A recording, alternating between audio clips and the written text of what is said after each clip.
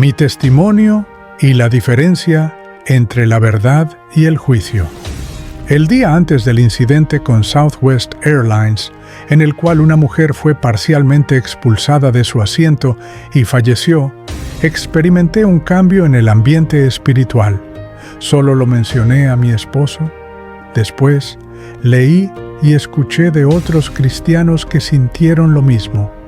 Las personas que sintieron este cambio lo hicieron entre el 15 y el 20 de marzo de 2018. ¿A qué me refiero con un cambio?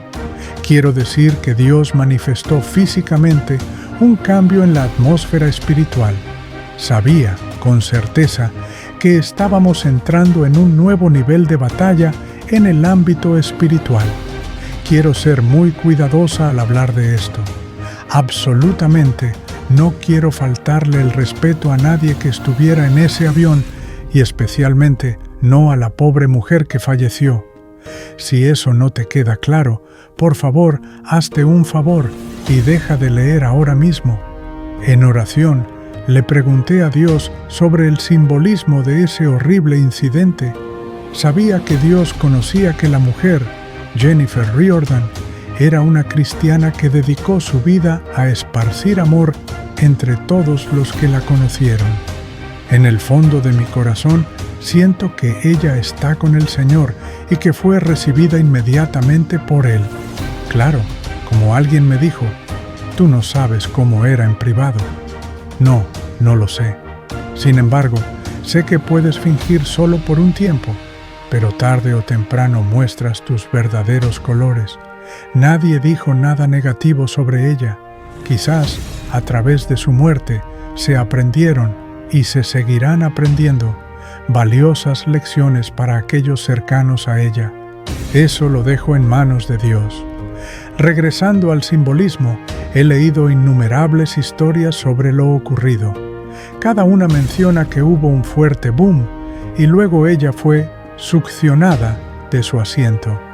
Eso me recordó las imágenes y los sermones que he escuchado sobre el rapto. Hay un fuerte sonido, como el de una trompeta, y entonces quienes irán con el Señor serán levantados. Ese es el rapto de los muertos en Cristo y de aquellos que están completamente rendidos a Él, los que queden en la tierra, los que son salvos, pero no están completamente comprometidos, junto con los no salvos, pasarán por la tribulación. No será agradable. Después está la segunda venida. En ese momento, Cristo regresará con los muertos en Cristo y los completamente rendidos que fueron llevados en el rapto antes de la tribulación. Estoy simplificando esto. Puedes leer la historia en el libro de Apocalipsis. También hay muchos sermones disponibles en línea que explican esto con claridad. Recomiendo a Chuck Missler o Jonathan Cahn para mayor comprensión y estudio sobre el tema. Quiero compartir un poco sobre mi vida. Fui salva por primera vez en 1976 durante el Movimiento de Jesús, mientras vivía en California. Recibí el bautismo del Espíritu Santo y de inmediato Dios me usó para dirigir estudios bíblicos en mi hogar. Yo era una recién nacida en Cristo. Ciertamente no sabía lo suficiente como para enseñar, así que Dios me puso en contacto con una mentora. Ella venía a mi casa una vez a la semana y dirigía el estudio bíblico. La presencia de Dios fluía. Vimos milagro tras milagro. Muchas mujeres que asistieron fueron salvas. Fue verdaderamente la etapa más hermosa de mi vida. Satanás vino contra mí de inmediato. No tenía las herramientas para combatir al diablo porque no conocía la palabra de Dios, que es la armadura que necesitamos para resistirlo. Empecé a tener problemas matrimoniales. Pasé por mucha confusión. Tenía heridas de mi niñez. Antes de darme cuenta, me había alejado de Dios. Comencé a frecuentar bares con mis amigas y a usar drogas ligeras y alcohol. Mi ex esposo hacía lo mismo. Eventualmente nos divorciamos y me mudé de regreso a Albuquerque. Desde ese punto, las cosas solo empeoraron. Pasé de una relación disfuncional a otra. Sabía que no estaba viviendo para Dios y comencé a buscar excusas. Me decía a mí misma que la Biblia no quería decir que no pudiéramos hacer esto o aquello. Seguía creyendo en Dios, pero justificaba no vivir completamente para Él. Vivía para disfrutar de la vida. Pensaba que la vida era un banquete y yo estaba muriendo de hambre. Drogas, sexo y rock and roll era lo que pasaba en esa época, y yo estaba involucrada. Mis amigos también lo estaban. No tenía dirección ni metas. Trabajaba para ganar dinero y luego lo gastaba todo tan pronto como lo recibía. Dios estaba tratando de llamar mi atención. Algunas veces intenté regresar a la iglesia con buenas intenciones, pero para el viernes siguiente ya estaba lista para irme de fiesta nuevamente. Me decía a mí misma que Dios era amor y que no me enviaría al infierno porque me amaba. Satanás me tenía engañada. Ahora bien, cuando te alejas de Dios, Él irá tras de ti. Te perseguirá y permitirá que Satanás te quite todo hasta que regreses a Él. A veces, y lo he visto con frecuencia, Él deja de darte oportunidades.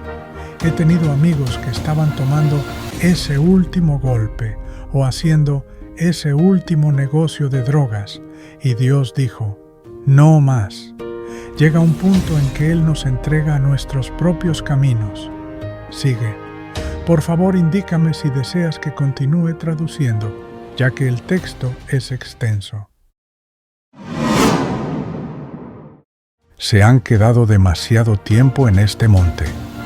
Deuteronomio 1:1-8. Hay momentos en la vida de cada persona en los que nos volvemos cómodos, a veces demasiado cómodos. Incluso cuando trabajé como voluntaria con víctimas de violencia doméstica, noté que muchas veces ellas se quedaban demasiado tiempo en ese lugar. Creo que el cambio puede ser difícil. Incluso en situaciones abusivas, las personas a menudo sienten que al menos saben qué esperar, y aunque sea una situación mala, les resulta cómoda porque es familiar. ¿Te sientes atrapado hoy? ¿Estás en una rutina? ¿Te levantas cada día? ¿Sigues tu rutina al pie de la letra y aún así sientes que algo falta? A veces te vuelves demasiado familiar con tu vida y con saber qué esperar. Si nada se está moviendo hacia adelante en tu vida, podría ser que Dios quiera decirte, te has quedado demasiado tiempo en este lugar. Creo que otra razón por la cual nos quedamos estancados es el miedo. Miedo a lo desconocido. Conocemos el dicho, mejor malo conocido que bueno por conocer. Tenemos miedo de no lograrlo, miedo de fracasar estrepitosamente, y ese miedo al cambio nos paraliza. El problema, según lo veo, es que olvidamos cuán poderoso es el Dios al que servimos. Pensamos que tenemos que hacer que las cosas sucedan por nuestra propia cuenta. Pensamos que debemos tener planeado hasta el último detalle para sentirnos cómodos con un cambio en nuestras vidas. Hubo un tiempo en mi vida en el que oré intensamente sobre un cambio que debía hacer. Dios me dio una dirección clara. Debía avanzar y salir del estancamiento en el que me encontraba. Sin embargo, a pesar de considerarme una guerrera de fe, el miedo empezó a invadirme. Al orar sobre ese temor, Dios habló a mi corazón. Si inicias un camino incierto con fe y un miedo repentino te invade, reconoce que es un ardid del enemigo. Yo no soy el autor del miedo, sino de la valentía y de una mente en calma. Sabía que Dios tenía algo preparado para mí, pero en ese momento no tenía ni idea de qué era. Lo único que sabía era que, cada vez que oraba sobre la situación y sobre moverme hacia adelante, una paz maravillosa me llenaba. No tenía sentido desde el punto de vista natural, porque simplemente sentía que debía irme, aunque no sabía hacia dónde Dios me estaba guiando. Cada día, mientras esperaba en el Señor, se hacía más y más claro que Él estaba en medio de la situación. Una puerta tras otra comenzó a abrirse frente a mí de maneras milagrosas. Dios estaba obrando de una manera tan poderosa que literalmente me dejaba sin aliento.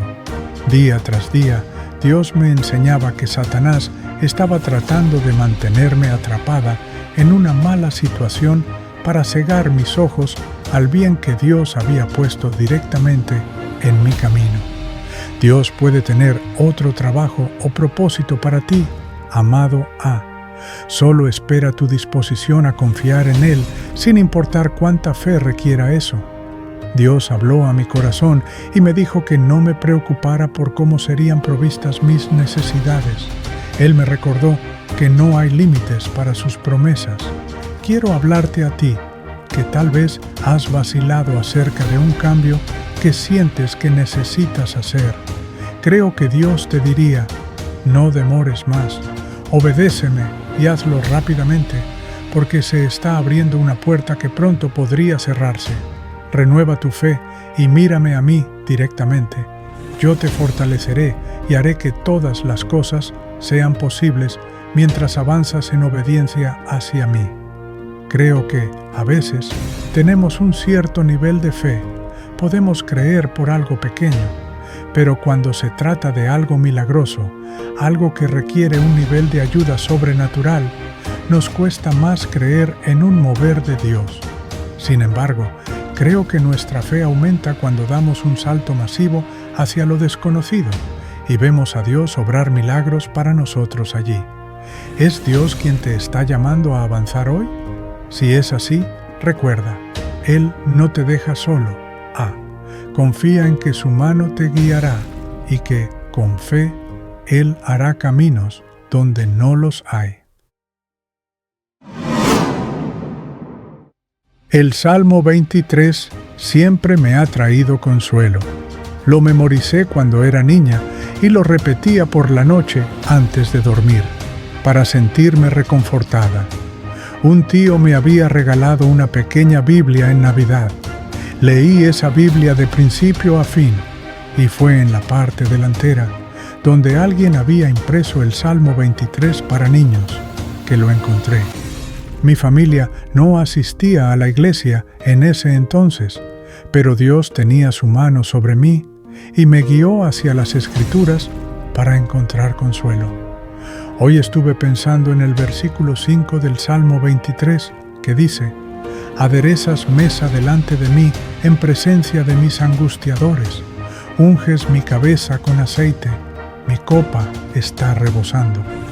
Este versículo es interesante, ya que implica que incluso en medio de nuestros enemigos, incluso estando sentados frente a ellos, tenemos la unción del Espíritu Santo y no necesitamos temerles. De hecho, la unción es tan abundante que literalmente desborda la copa. En el Antiguo Testamento, el aceite se usa como un símbolo del Espíritu Santo. Piensa en tu vida hoy, justo en este momento. ¿A quién temes? ¿Qué temes? Tal vez, debido a las difíciles circunstancias de la vida, literalmente te encuentras teniendo que sentarte a la mesa en presencia de alguien en tu hogar que es un enemigo. Podría ser una persona completamente opuesta a Dios, alguien que vive como si ir al infierno fuera su objetivo. Puedes sentarte frente a esa persona y agradecerle a Dios por la unción que Él ha derramado sobre ti, sabiendo que nada de lo que esa persona diga o haga puede tocarte.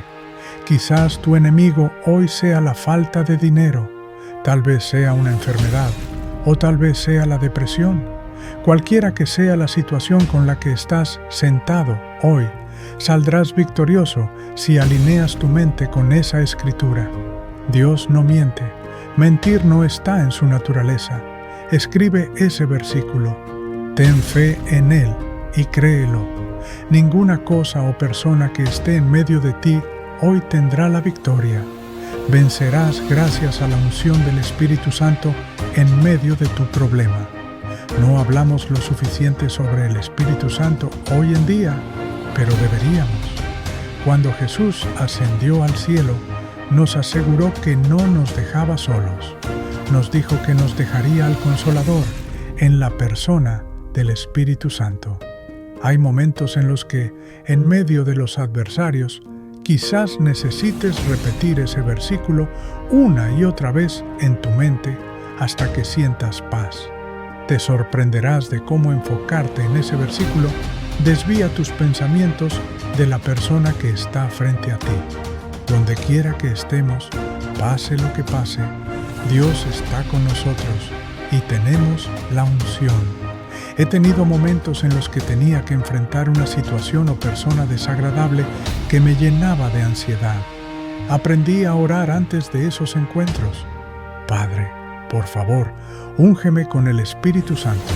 Envía ángeles delante de mí para preparar mi camino antes de reunirme con esta persona. Quiero que sepas que esa simple oración nunca me ha fallado. Pruébalo tú mismo. Cree y ten fe en la palabra de Dios. Las personas son humanas, las personas nos fallan, pero la palabra de Dios nunca falla. Padre, hoy te agradecemos porque tu palabra nunca falla. Danos paz en medio de los enemigos. Tu paz, Padre, es tan sobrenatural que asombra a quienes nos rodean cuando la derramas sobre nosotros en medio de nuestras pruebas. Gracias, Padre, por la paz que sobrepasa todo entendimiento. En tu nombre, el nombre sobre todo nombre, oramos. Amén y amén.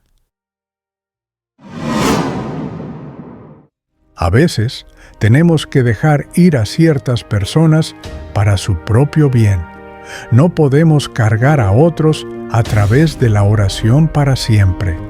En algún momento de nuestra caminata con Dios, debemos dejar de alimentarnos con leche espiritual y empezar a comer alimento sólido. En algún punto, tenemos que crecer lo suficiente como para dar un paso al frente y usar lo que hemos aprendido para ayudar a otros a crecer en Cristo. No podemos ayudar a otros hasta que nos liberemos de las cosas que nos detienen. ¿Por qué?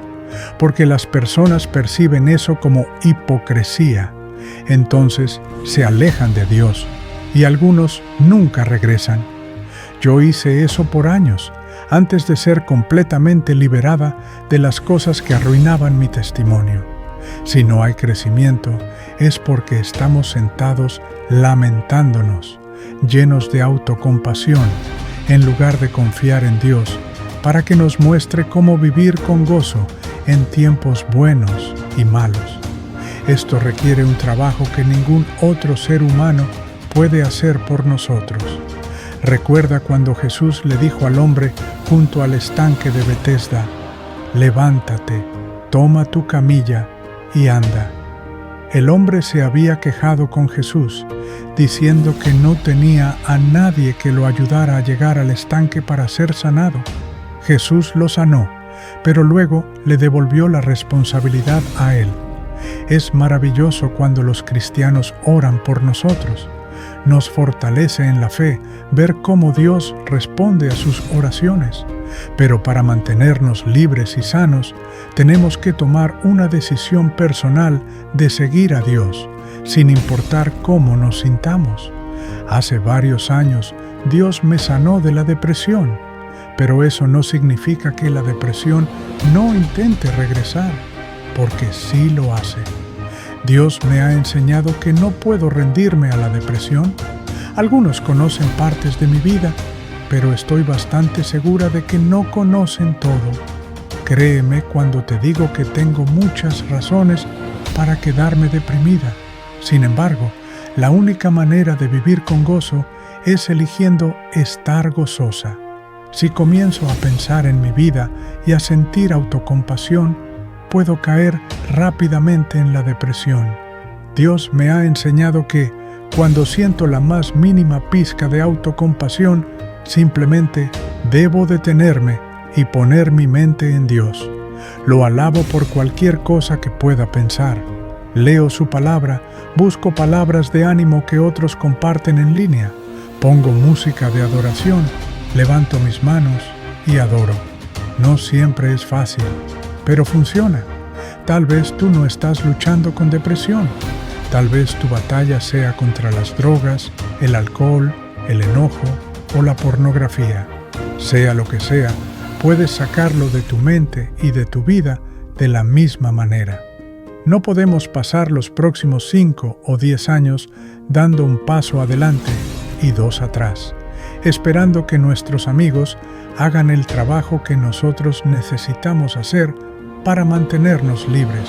Ahora mismo, Jesús le está diciendo a alguien: es tiempo de ser libre y nunca más retroceder. A medida que hagas el esfuerzo de tomar responsabilidad y mantenerte libre, yo te encontraré justo donde estás y te mantendré libre.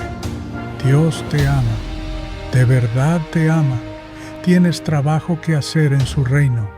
Toma tu camilla y anda. A mi edad, he pasado por la experiencia de perder a muchas personas que conocí y a muchas que amé. Son las pérdidas inesperadas las que más duelen.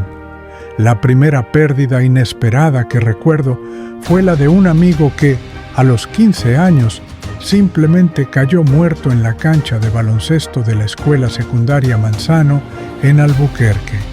Más tarde descubrimos que tenía un problema cardíaco del cual nadie sabía. Nunca esperamos perder a nuestros seres queridos. Perdí a ambos padres cuando era joven. Fueron los momentos y los recuerdos de esos momentos, las fiestas, los cumpleaños, los que se sentían tan solitarios sin ellos. Hubo veces en que alcanzaba una meta o recibía una promoción y me sentía emocionada, con ganas de llamar a mis mayores partidarios, mamá y papá, pero ellos no estaban allí. Luego estaban los días de la madre y del padre, donde veía a todos los demás celebrando con sus padres, mientras yo estaba sola. Pasé años de depresión por sentirme sola en el mundo. Entiendo profundamente lo que es la pérdida porque he luchado con ella en mi propia vida. A veces la gente me pregunta: ¿cómo puedes seguir creyendo en Dios después de todas las pérdidas que has sufrido? Me aferro a Él porque he encontrado que nunca nos abandona, nunca se vuelve en nuestra contra y nos ama incondicionalmente, incluso cuando nosotros no estamos siendo amorosos. Él es mi Padre y mi Madre Celestial. Cuando llegamos a una encrucijada en nuestras vidas, tenemos una elección. Cuando las cosas parecen terriblemente injustas, tenemos una elección. Cuando perdemos a alguien inesperadamente, tenemos una elección. Podemos confiar en Dios o maldecir a Dios. Yo elijo creer que todas las cosas en mi vida obran para bien. Elijo creer que Dios tiene un plan y que Él usa las cosas más difíciles de nuestras vidas para transformarnos, como si fuéramos trozos de carbón en diamantes. Por difícil que pueda ser la vida, jamás podría sobrellevarla sin Él.